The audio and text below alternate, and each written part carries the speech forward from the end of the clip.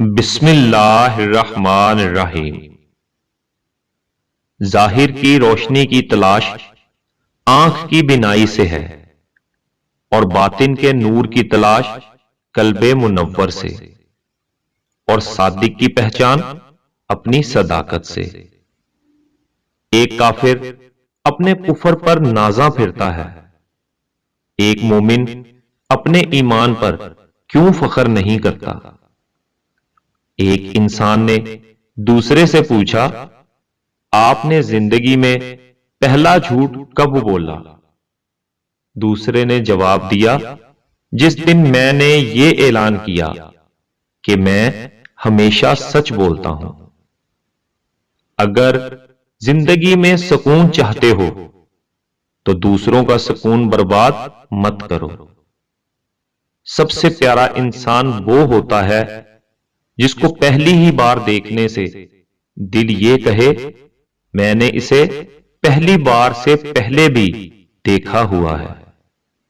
بدی کی تلاش ہو تو اپنے اندر جھانکو، نیکی کی تمنا ہو تو دوسروں میں ڈھونڈو۔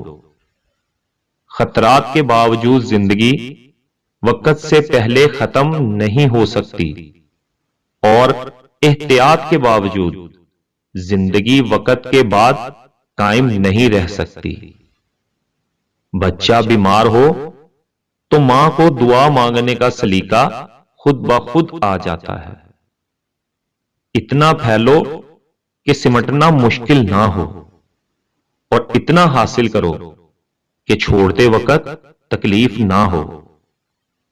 جس خطرے کا وقت سے پہلے احساس ہو جائے تو سمجھو کہ وہ ٹل سکتا ہے۔ اس کے رکنے کا اختیار دعا ہے۔ اللہ تعالیٰ ان خطرات سے بچائے جن کے قریب آنے کا ہمیں احساس تک نہیں۔ آپ لوگوں کو ایک ہی ذات پر اعتماد کرنے کی تلقین کرو، اور وہ ذات نبی کریم صلی اللہ علیہ وآلہ وسلم کی ہے۔ اپنا نقطہ نظر واضح کرنے کا حق تو ہے، دوسروں کو قتل کرنے کا حق نہیں۔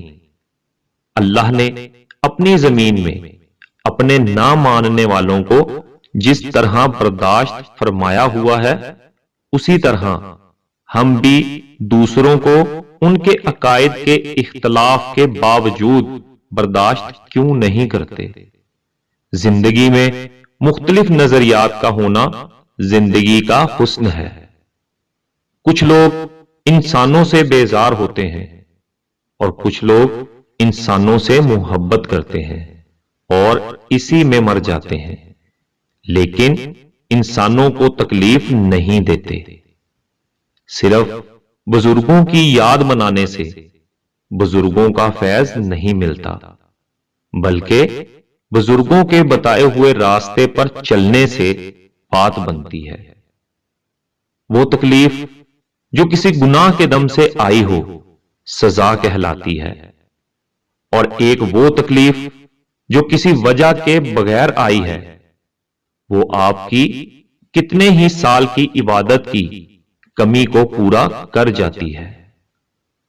دوسرے انسانوں کے نصیب سے مقابلہ نہیں کرنا چاہیے۔ جو ذرہ جس جگہ ہے وہیں آفتاب ہے۔ عبادتیں ان کا تقدس اور اہمیت اپنی جگہ، لیکن کسی انسان کا دل راضی کرنا سب اہمیتوں سے زیادہ اہم ہے۔ انکار اقرار کی ایک حالت ہے، اس کا ایک درجہ ہے۔ انکار کو اقرار تک پہنچانا صاحب فراست کا کام ہے۔ اسی طرح کفر کو اسلام تک لانا صاحب ایمان کی خواہش ہونا چاہیے۔ آپ کا اصل ساتھی اور آپ کا صحیح تشخص آپ کے اندر کا انسان ہے۔ اسی نے عبادت کرنا ہے اور اسی نے بغاوت۔ وہی دنیا والا بنتا ہے اور وہی آخرت والا۔ اسی اندر کے انسان نے آپ کو جزا و سزا کا مستحق بنانا ہے۔ فیصلہ آپ کے ہاتھ میں ہے، آپ کا باطن ہی آپ کا بہترین دوست ہے اور وہی بدترین دشمن بھی۔ آپ خود ہی اپنے لیے دشواری سفر ہو اور خود ہی شادابی منزل۔ باطن محفوظ ہو گیا تو ظاہر بھی محفوظ ہوگا۔ آسمان پر نگاہ ضرور رکھو، لیکن یہ نہ بھولو کہ پاؤں زمین پر ہی رکھے جاتے ہیں۔ ہم صرف زبان سے اللہ اللہ کہتے رہتے ہیں۔ اللہ لفظ نہیں، اللہ آواز نہیں، اللہ پکار نہیں، اللہ تو ذات ہے مقدس و ماورا۔ اس ذات سے دل کا تعلق ہے، زبان کا نہیں۔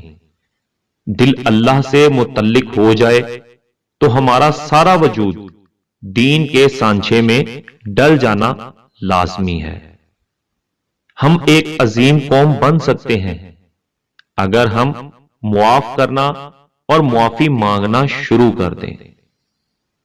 زندگی خدا سے ملی ہے، خدا کے لیے استعمال کریں۔ دولت خدا سے ملی ہے، خدا کی راہ میں استعمال کریں۔ کسی انسان کے کم ظرف ہونے کے لیے اتنا ہی کافی ہے کہ وہ اپنی زبان سے اپنی تعریف کرنے پر مجبور ہو۔ دوسروں سے اپنی تعریف سننا مستحسن نہیں، اور اپنی زبان سے اپنی تعریف کرنا عذاب ہے۔ جو لوگ اللہ کی تلاش میں نکلتے ہیں وہ انسان تک ہی پہنچتے ہیں۔ اللہ والے انسان ہی تو ہوتے ہیں۔ سب سے زیادہ بدقسمت انسان وہ ہے جو حد درجہ غریب ہو اور خدا پر یقین نہ رکھتا ہو۔ اللہ نے اپنے تقرب کی جتنی راہیں دکھائی ہیں ان میں سجدے کے علاوہ سب راہیں مخلوق سے محبت کی راہیں ہیں۔ دعا یہ مانگنی چاہیے کہ اتنا کرم نہ ہو کہ ہم اس کی یاد سے غافل ہو جائیں، اور اتنا ستم نہ ہو کہ ہم اس کی رحمت سے مایوس ہو جائیں۔ اگر انسان کسی صحیح راستے پر گامزن ہے تو منزل کے حصول کے لیے کسی جلد بازی کی کوئی ضرورت نہیں۔ بڑی کامیابیاں بڑی دیر کے بعد آتی ہیں۔ کسی شے کو چھوٹا سمجھنے کے لیے ضروری ہے کہ اسے دور سے دیکھا جائے یا غرور سے دیکھا جائے، ورنہ اگر اسے عزت سے دیکھا جائے تو وہی شے اپنے اندر ایک جہان رکھتی ہے۔ بہترین عمل یہ ہے کہ انسان انسانوں کے کام آئے۔ انسان انسان کی خدمت کے لیے ہی بنا ہے۔ اپنی نیک اعمالیوں پر ناز نہیں کرنا چاہیے۔ اللہ سے عدل کی بجائے فضل مانگتے رہنا چاہیے۔ حالات اور وقت کی تبدیلیوں سے بدلنے والے تعلقات سے بہتر ہے کہ انسان تنہا رہے۔ انسان جتنی محنت خامی چھپانے میں صرف کرتا ہے اتنی محنت میں خامی دور کی جا سکتی ہے۔ سچے انسان کے لیے کائنات عین حقیقت ہے، اور جھوٹے انسان کے لیے یہی کائنات حجاب حقیقت ہے۔ ہمارے بعد بھی دنیا ویسی ہی قائم و دائم رہے گی جیسی ہمارے آنے سے پہلے تھی۔ اس دنیا میں انسان نہ کچھ کھوتا ہے نہ کچھ پاتا ہے، وہ تو صرف آتا ہے اور جاتا ہے۔ جھوٹا آدمی کلام الہی بھی بیان کرے تو اثر نہ ہوگا۔ صداقت بیان کرنے کے لیے صادق کی زبان چاہیے، بلکہ صادق کی بات ہی صداقت ہے۔